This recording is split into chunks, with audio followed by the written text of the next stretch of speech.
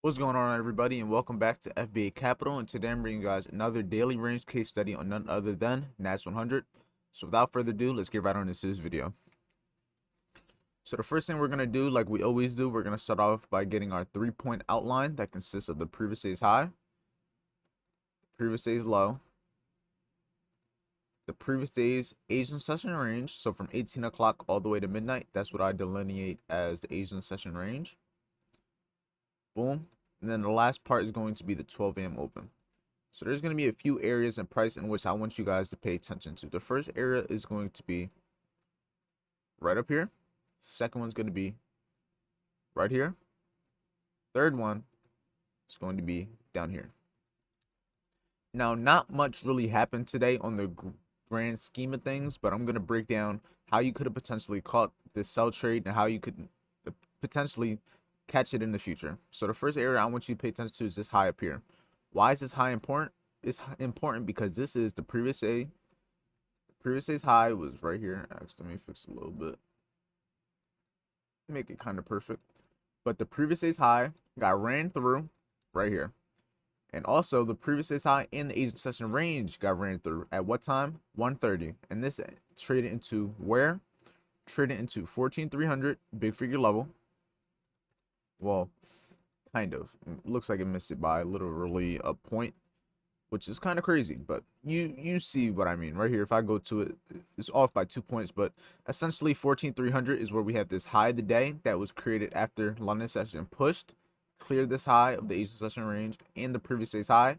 And from here we had this overall reversal in price. So let's annotate this. So we have the high of the day at 1:30 a.m. after clearing the previous day's high and Asian range high.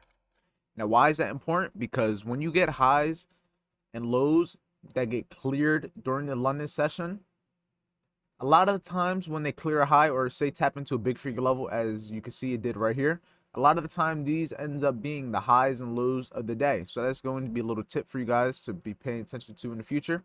So now that we have this high, this is going to be a point of interest that we're going to be using in a few seconds. Next, we're going to look at this high right here. This high ran above, cleared this liquidity to the left, but not only that, we're going to look at this fib right here. So now these 2 points are going to come in handy. So now we also look to the left. You see that the Asian session low got ran through also. And after the Asian session low got ran through, price slowly started to reject and came back into this consolidation that we have here. Now let's look at the Asian session range. Let's get the 50% of it and let's try to mark it up and see where that is in price. If you draw this line over, you see how close it got to this area in price right here. That red line, that's the 50% of the Asian range.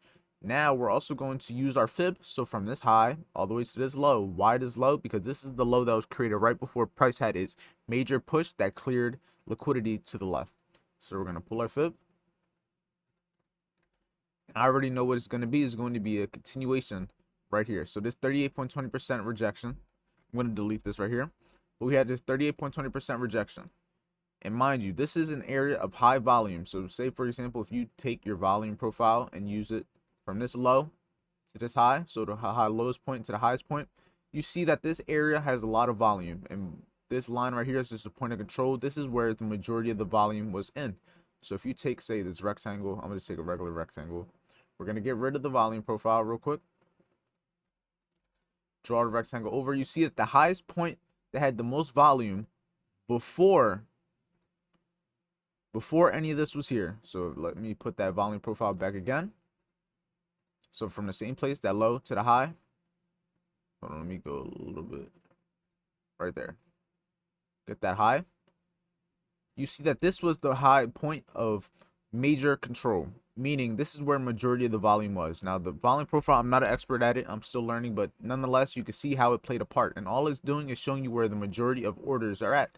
And in this case, it just happened to be in confluence with this 38.20% on the fib short, and this just ended up being the high of the day, which led price to overall have this bearish London continuation move that then ended up doing what? Let me annotate this first though. At what time was this? This was at 9:30. So we have 9:30 a.m. Fib short, 38.20%. along, I'm not going to say the 50% of the Asian range, even though it did get pretty close. And then if you look where we were price wise, price came right into that 14,250 area. So it's a quarter point. So right here, 14,250 plus tapped into 14,250 quarter point. And from here, this is what led price to overall run to the downside. Matter of fact, I'm going to say the 50% of the Asian range also, because it is damn near close. The 50% of the Asian range also. So we had all these confirmations that then led price to drop and target what? Target this previous day's low that we have. So the previous day's low was targeted. At what time did it get ran through? It got ran through at 15:30, which is about, I say 2:30. So we have the previous day's low targeted, just like that. And also pay attention to where this is price wise. This is at 13,900 big figure level. So we went from 14,250 all the way to 13,900, which is a pretty good distance. That's about 400, 500 pips. Yeah, 350, almost 400 pips. I was just going off the top of my head, but just like that. And nothing else really happened for the most part. After price expanded here to the downside, price just continued to drop and drop. And even if you were to pull a fib from this high to this low, it didn't even have a 38.20% rejection, meaning that price was really in a strong trend and price was looking to make it to its target, meaning the target 13,900, which you can see price slowly dropped off into, and the previous day's low in which it's targeted. So not much really happened. This would have been the ideal trade that you would have been looking to catch. I was able to catch this long from in here, but then it ended up getting stopped out when price broke back down. But it is what it is. I was personally looking for price to come a little bit higher to 70.50%, which was slightly higher, right up here above 250, and that lined up with this 50% of the order, not order block, 50% of the Asian range also. So that's what I was personally looking to see, but I didn't get that. So I wasn't able to take that short trade, but nonetheless, looking back at it, there was still opportunity that you could have gotten at 14,250.